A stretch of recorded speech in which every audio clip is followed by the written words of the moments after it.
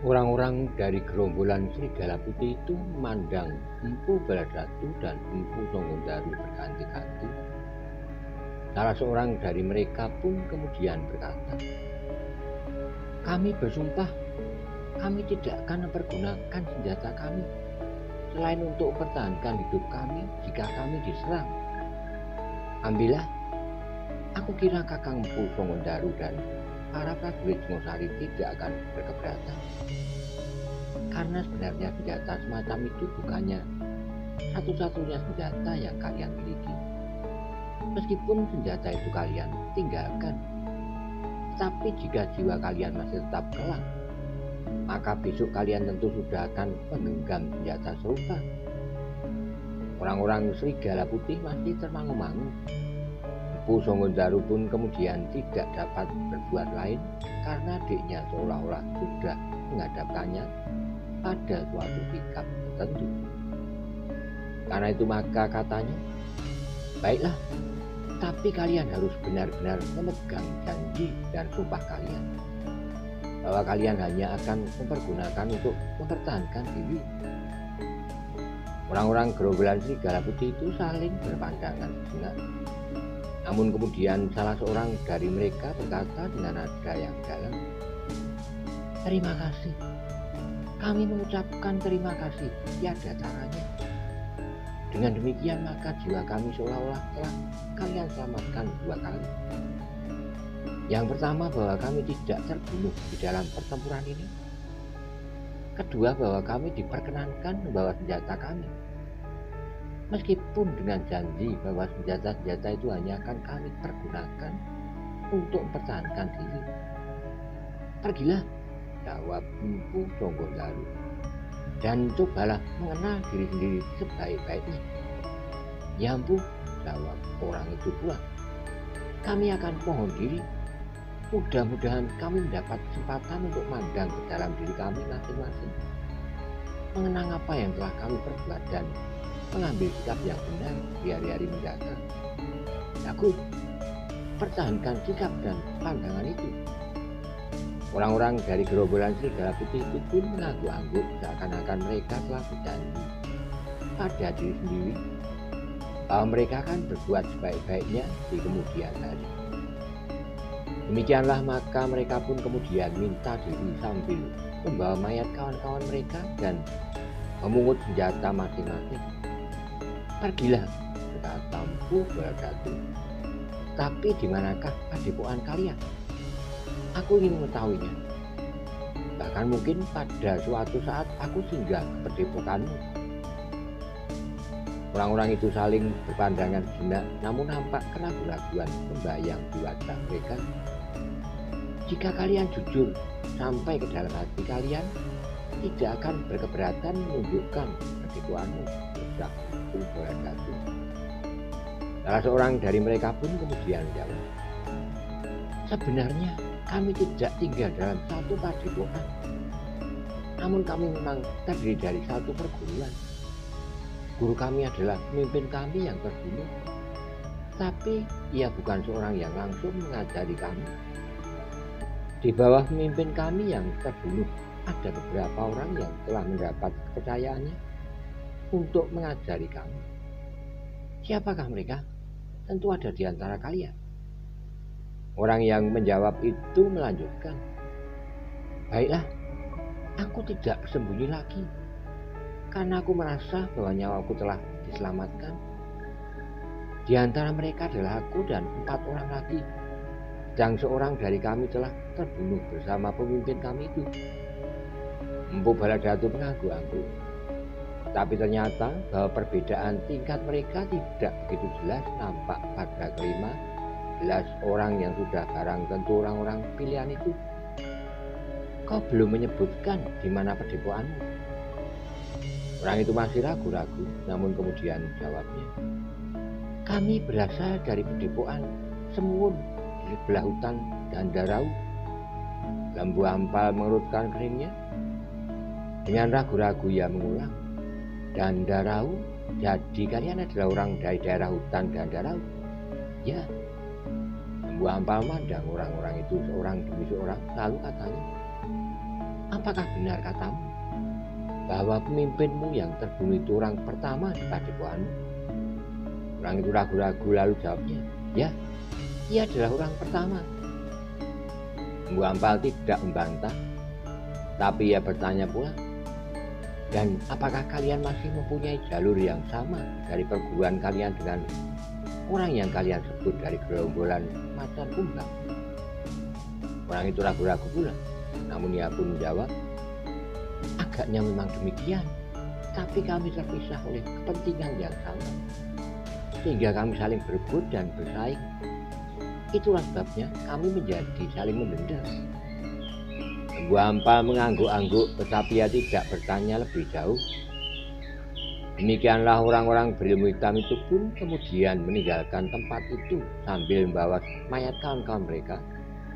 Sekali-kali mereka masih sempat berpaling sebelum mereka hilang di balik daunan. Demikian mereka hilang dari pandangan mata orang-orang yang telah mengalahkannya. Mutlak salah seorang dari mereka mengumpat, anak setan, ternyata kita terbentur pada orang-orang yang memiliki kemampuan luar biasa. Orang yang nampaknya mengambil alih pimpinan dan yang selalu memberikan keterangan pada lawan mereka, yang ternyata memiliki kelebihan itu menyahut, kali ini kita tidak dapat mengingkari kenyataan itu. Kita memang kalah mutlak. Tapi prajurit-prajurit Singosari itulah yang menyebabkan kita hampir saja punah. Jika tidak ada orang yang berhasil menyabarkan Empu Songgondari, itu adalah adiknya. Nampaknya sikapnya cukup baik, ilmunya pun cukup matang dan berbahaya. Yang lain mengerutkan keningnya, tapi masih ada yang mengumpat, aku ingin membunuh mereka semua. Mungkin pada suatu saat maksud itu akan dapat aku lakukan. Tapi kawan-kawannya tertawa. Salah seorang berkata, kau mimpi sambil berjalan. Kita tidak mempunyai pemimpin yang tangguh lagi. Bahkan pemimpin kami yang kami kagumi itu pun ternyata tidak dapat mengalahkan. Bahkan Empu Songgondari meskipun ia bertempur berdua apalagi seorang diri. Kawannya yang masih mendendam itu menarik nafas dalam-dalam. Kita memang sudah berputus asa. Seandainya kita bertemu dengan orang-orang macan kumbang, kita pun akan mereka telan sekarang ini. Kawannya memandang orang itu sambil mengerutkan dahinya. Salah seorang dari mereka bertanya, apakah benar begitu pendirianmu? Tidak ada lagi yang berani mempertanggungjawabkan setiap tindakan yang akan kita ambil karena pemimpin kita sudah tidak ada lagi. Kita akan membicarakannya, berkata seorang yang paling tua di antara mereka. Setelah kita sampai ke padepokan, kita akan menyusun diri dengan kekuatan yang masih ada. Tapi sudah barang tentu bahwa kita tidak akan dapat melepaskan pengalaman yang baru saja kita hadapi. Kita harus menyadari bahwa ilmu yang kita miliki ternyata adalah ilmu yang masih jauh dari tingkat yang sempurna. Kita sebelumnya telah selesai menilai diri kita seolah-olah kita adalah orang-orang yang paling kuat di muka bumi ini. Tidak-tidaknya di Singosari. Tapi ternyata bahwa kita bukannya apa-apa. Apalagi bagi para prajurit. Aku merasa bahwa prajurit yang sudah tua itu seolah-olah tidak bertempur bersungguh-sungguh. Ia sekedar membela dirinya dan sama sekali tidak berniat untuk membunuh. Juga orang yang disebut adik Empu Songgondari itu, sahut yang lain, jika ingin membunuh maka ia banyak mempunyai kesempatan. Yang lain lagi berkata, Empu Songgondari pun agaknya bukan seorang pembunuh, tapi luka di tangannya itu membuatnya lupa diri. Apalagi di tubuhnya masih tergores luka-luka yang agaknya karena kuku harimau yang dibunuhnya itu. Orang yang mengutuki keadaan itu pun terdiam. Ternyata kawan-kawannya telah berusaha melihat kenyataan. Meskipun demikian ia masih bertanya tanpa ditunjukkan kepada jawab juga. Jadi jika kita bertemu dengan orang-orang macan kumbang, apa yang akan kita lakukan? Kita masih bersenjata, kata orang tertua di antara mereka. Orang yang bertanya itu terdiam, namun masih nampak bahwa di wajahnya membayang kekecewaan yang mendalam. Iring-iringan itu pun kemudian menyusup hutan itu semakin jauh. Tapi mereka pun kemudian mencari jalan menepi, karena mereka akan berjalan di bagian yang tidak terlampau tepat. Meskipun mereka akan tetap berada di dalam hutan, namun mereka ingin berjalan semakin cepat. Apalagi mereka menyadari bahwa setiap saat orang-orang dari gerombolan macan kumbang akan dapat melihat mereka. Jika orang-orang macan kumbang itu mengetahui bahwa pemimpinnya telah terbunuh, maka mereka pun akan segera mengambil kesempatan untuk melepaskan dendam yang sudah saling tertanam di kedua belah pihak. Karena itulah maka serigala putih yang selama itu tidak pernah merasa gentar, sepeninggal pemimpinnya menjadi agak cemas juga. Meskipun demikian, karena mereka masih tetap menggenggam senjata di tangan, maka mereka pun masih mempunyai kesempatan untuk mempertahankan diri. Pada itu sepeninggal orang-orang dari gerombolan serigala putih, maka Mpu Songgondaro pun menjadi termangu.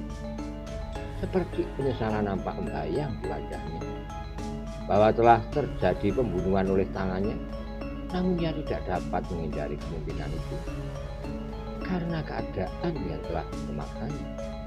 Sudahlah, berkata Lembu Ampal, nampaknya mereka telah menyadari kesalahan mereka.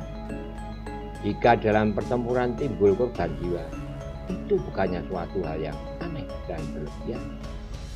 Mpu Songgondaro mengangguk. Sekarang aku akan melakukan tugasku yang lain, berkata Lembu Ampal.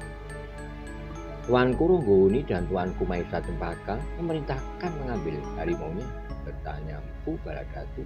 Ya, Mpu, dan kami datang membawa sebuah pedati. Lembu Ampal pun kemudian merintahkan 2 orang prajurit untuk menjemput kawan-kawannya, serta pedati yang mereka bawa dari Singosari. Itulah sebabnya kami menunggu terlampau lama di sini.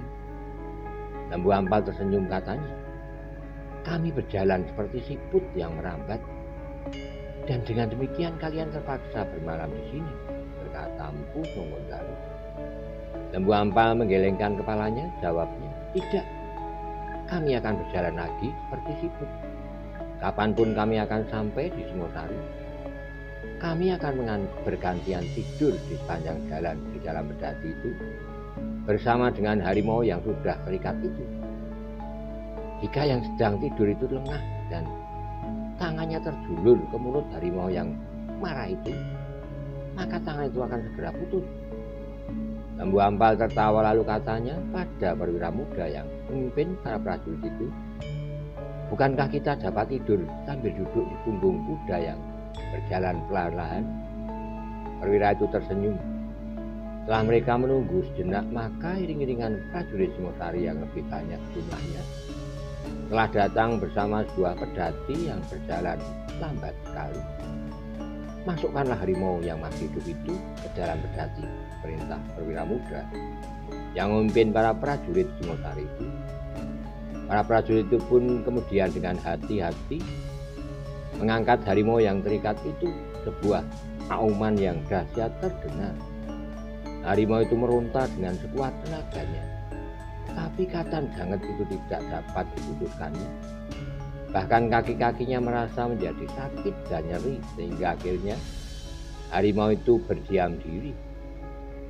Para prajurit itu tidak terlalu lama tinggal di hutan. Mereka pun telah menaikkan harimau yang terikat kaki-kakinya dengan hati-hati, segera mempersiapkan diri untuk kembali ke Singosari. Mereka sudah bertekad untuk berjalan meskipun senja turun, dan malam pun akan segera menyelubungi seluruh wilayah Singosari yang luas. Peninggal para prajurit Singosari setelah mereka sempat beristirahat sejenak, maka Mpu Songgondaro pun mulai berpikir, apakah ia akan meneruskan perburuan atau tidak. Aku akan mengeringkan harimau itu sebelum membusuk, berkata Mpu Songgondaro. Jadi kita kembali ke padepokan, bertanya Mpu Baladatu. Mpu Songgondaro mengangguk-angguk, jawabnya, rasa-rasanya aku ingin segera melihat padepokan. Apakah benar orang-orang serigala putih tidak mengganggu padepokanku? Mpu Baladatu mengangguk-angguk pula, katanya, agaknya baik juga kita kembali ke padepokanmu, Kakang. Jika ternyata tidak ada gangguan suatu apa, kita dapat kembali lagi memburu harimau di kesempatan lain. Demikianlah maka mereka pun memutuskan untuk kembali saja ke padepokan dengan bawa harimau yang telah mati itu. Ternyata membawa seekor harimau yang sudah mati jauh lebih mudah daripada bawa seekor harimau yang masih hidup. Apalagi jika dengan niat bahwa harimau itu akan dipelihara di dalam kandang. Dengan berdebar-debar, Empu Songgondaru dan Empu Baladatu pun kemudian mendekati padepokannya setelah matahari terbenam. Namun ketika mereka melihat cahaya lampu dari kejauhan, mereka merasa tenang. Lampu itu adalah pertanda bahwa padepokannya masih tetap hidup meskipun barangkali dicekam oleh kegelisahan dan ketakutan. Jika Empu Songgondaru masuki regol, maka seperti kanak-kanak yang ingin mengadu pada ayahnya, maka beberapa orang pun segera berkumpul. Di tangan mereka menggenggam berbagai macam senjata. Agaknya mereka pun sudah bersiap menghadapi segala kemungkinan. Tapi Empu Songgondaru pun menyadari tanpa Empu Songgondaru sendiri, maka jika orang-orang Serigala Putih milih menghancurkan padepokannya lebih dahulu, maka orang-orangnya akan mengalami kesulitan meskipun akan jatuh korban pula di kedua belah pihak. Jika Empu tidak segera datang, kami sudah bersiap-siap untuk menyusul, berkata salah seorang dari mereka. Mengapa? Berkata salah seorang dari mereka. Sekelompok orang-orang yang menyebut dirinya dari gerombolan Serigala Putih telah datang. Apa yang mereka lakukan? Mereka mencari Empu karena mula-mula kami kurang tahu maksudnya. Kami telah menunjukkan di mana Empu berada. Lalu mereka meninggalkan kalian tanpa berbuat apa-apa. Ya, tapi kami menjadi curiga. Nampaknya di mata mereka menyala dendam. Ketika kami bertanya apakah keperluan mereka dengan Empu, maka mereka pun menyatakan dendam mereka. Berapa orang jumlah mereka saat mereka mendatangi padepokan ini? 5 atau 6 orang. Empu Songgondaru mengangguk-angguk. Ada beberapa kemungkinan yang sudah terjadi. Mereka tidak semuanya menampakkan diri di padepokan ini. Atau orang-orang Serigala Putih itu telah kembali terlebih dahulu untuk memanggil orang-orangnya yang lain.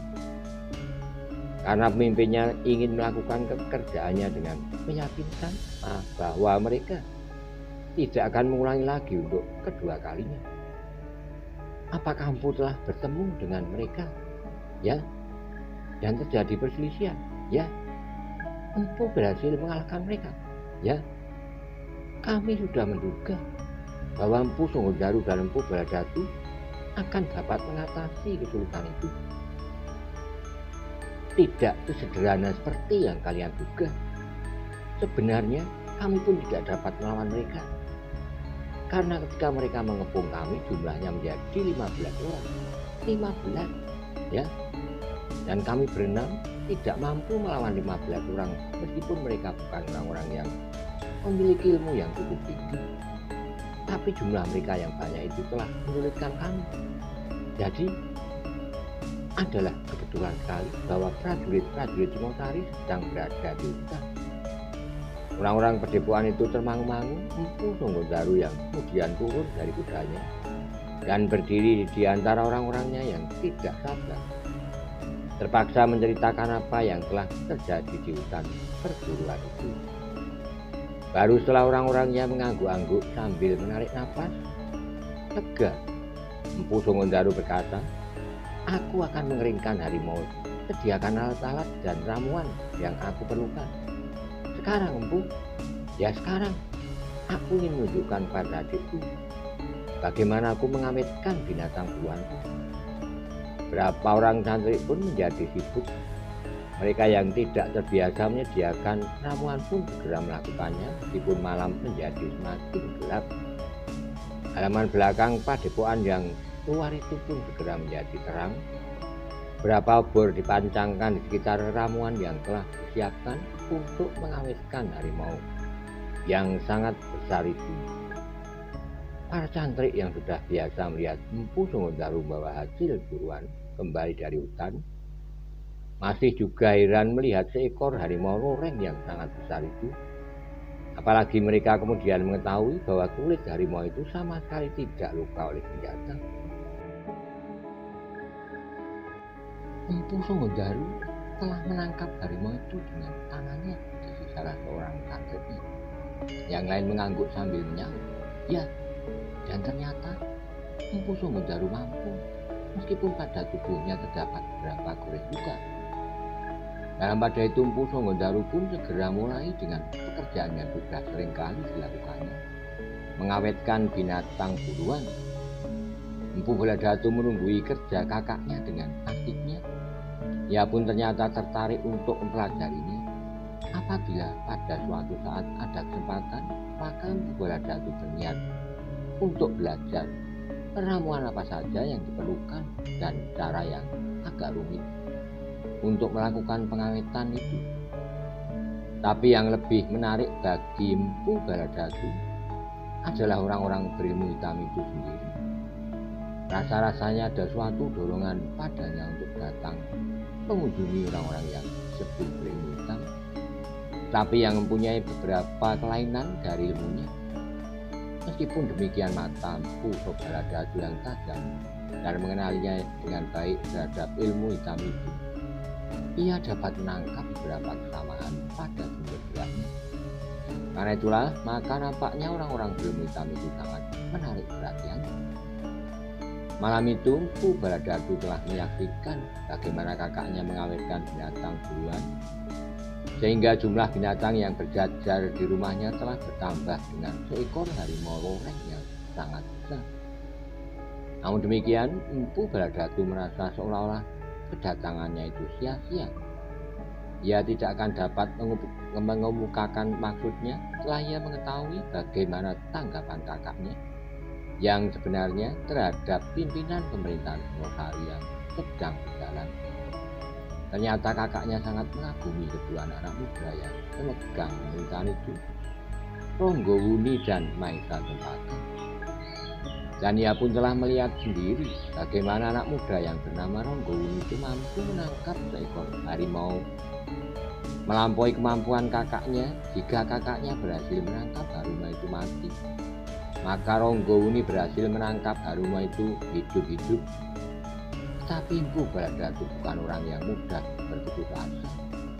Ia sudah berada dalam dan tenggelam di dalam angan-angannya bahwa ia akan menemukan jalan untuk menjangkau ke tempat yang bagi orang lain hanya sekedar mimpi. Aku tidak peduli apakah aku dijangkit oleh penyakit gila, tapi aku tidak akan mundur betapapun dahsyatnya ilmu Ronggowuni dan Maisa Cempaka. Namun pada suatu saat aku tentu akan dapat mengimbanginya, asal dengan tekun meningkatkan ilmuku yang pada dasarnya tidak ada bandingnya di muka bumi, kata Empu Baladatu di dalam hatinya. Ternyata Empu Baladatu telah mempunyai rencananya sendiri. Itulah sebabnya maka ia tidak dapat terlalu lama tinggal bersama kakaknya. Setelah ia melihat bagaimana cara kakaknya mengawetkan binatang-binatang buruan, dan yang penting karena ia tidak akan mendapatkan apa-apa di pedepokan itu, maka ia tidak betah tinggal terlalu lama. Di hari berikutnya maka Empu Baladatu pun minta diri untuk meninggalkan pedepokan kakaknya itu. Mengapa kau pergi begitu cepat? Bertanya Empu Sunggondaru. Aku sudah lama meninggalkan pedepokanku, Kakang. Datangan orang-orang serigala putih mengingatkan aku kepada pedepokanku. Meskipun aku tidak mempunyai lawan yang mungkin menendamku, tapi rasa-rasanya aku menjadi gelisah jika aku mengenangkan ceritamu tentang orang-orang serigala putih yang singgah di pedepokan ini dan yang ternyata kemudian menimbulkan persoalan yang berkepanjangan. Tapi bukankah ada orang-orangmu yang menunggui pedepokan? Tidak banyak. Pedepokanku adalah pedepokan yang terlalu kecil bandingkan dengan pedepokan. Tapi bukankah kau masih akan pergi berburu lagi? Lain kali aku akan datang kembali lagi, Kakang. Aku masih mempunyai beberapa keinginan. Tapi rasa-rasanya aku sekarang selalu digelisahkan oleh keadaan kebutuhanku. Ya sudah cukup lama aku tinggalkan itu. Pusonggondaru hanya dapat mengangguk-anggukkan kepalanya. Ia tidak akan dapat menahan adiknya terlalu lama. Jika benar-benar terjadi sesuatu, maka adiknya tentu akan menyalahkannya. Baiklah Bradatu, jika kau akan kembali, aku hanya dapat mengucapkan selamat jalan. Mudah-mudahan kau tidak menemui kesulitan di perjalanan. Terima kasih Kakang, aku akan datang pada saatnya. Pusonggondaru tidak dapat menahan lagi di pagi hari berikutnya. Empu Bradatu pun kemudian meninggalkan padepokan kakaknya, yang ternyata masih saja diliputi oleh kesiagaan. Apalagi ketika penghuni padepokan itu menyadari bahwa orang-orang Serigala Putih adalah orang yang telah menggemparkan padepokan itu, meskipun mereka harus meninggalkan beberapa orang korban, dan mereka pun segera teringat pada ciri-ciri yang pernah mereka lihat.